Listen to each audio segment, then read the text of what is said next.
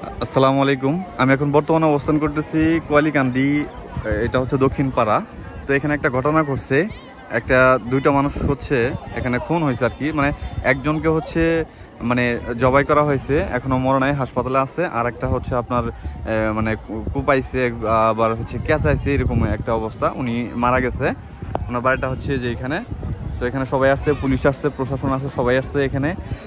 এখানে মূলত ঘটনা কি হয়েছে এটা তো আসলে আমরা জানি না। জাস্ট এখানে মনে করেন রাত্রিবেলা এটা ঘটনা ঘটছে। রাত্রিবেলা মনে করেন খুন করছে, মানে একজনকে একদম টোটালি মেরে ফেলাইছে, আর একজন একটু একটু বেঁচে আছে, ওটা হাসপাতালে এখন বর্তমানে অবস্থান করতেছে। এখন আল্লাহ পাক তাকে যদি বাঁচিয়ে রাখে তাহলে হয়তো সেই তথ্যটা পাওয়া যাবে, বা কিভাবে কি হয়েছে এটার তদন্ত হবে। পুলিশ আসছে, প্রশাসন আসছে, হয়তো সেটার বিচার হবে ইনশাল্লাহ।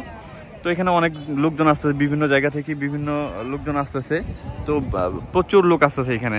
মানে হুট করে এরকম একটা ঘটনা আমাদের এলাকার জন্য একটা আতঙ্ক সৃষ্টি, মানে অদ্ভুত, মানে কিভাবে কেমনে কি হলো। এখানে দেখতে পাচ্ছেন আপনারা যে প্রশাসন, পুলিশ ভাইরা আসছে এখানে, এখানেও আছে অনেকেই। তো যাই হোক, তদন্ত চলতেছে, দেখা যাক কি হয়। আর এখান থেকে প্রচুর লোক আসছে। জানি না আমাদের আমাদের এই এলাকার মধ্যে কীরকম একটা মানে সৃষ্টি হয়ে গেল। এটা আসলে একটা ভয়ের একটা কারণ। এখন জানি না কি হবে, দেখা যাক। শেষ পর্যন্ত আমরা এখানে আসছি, পরে ফাইনালি যে আপডেটটা হবে সেটা আমি আপনাদেরকে জানিয়ে দেবো হয়তো। তো এখন বর্তমানে আমরা এখন চলে যাবো আর কি, অনেকক্ষণ।